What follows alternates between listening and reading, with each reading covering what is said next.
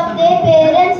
My grandmother played a significant role in nurturing the love of stories, narrating to mythical and fictional tales with pictures that captivated me. As I stepped into my school campus, my journey of reading too started. I vividly remember the excitement of decoding words and discovering new stories.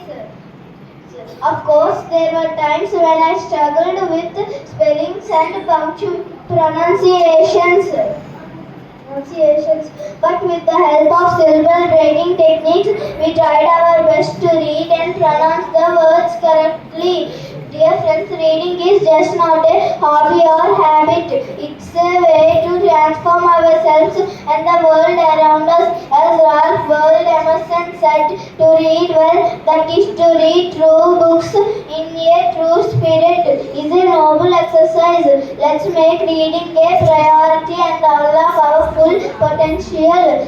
Thanks for giving me such a precious opportunity to share my experiences and feelings on reading books. Thank you.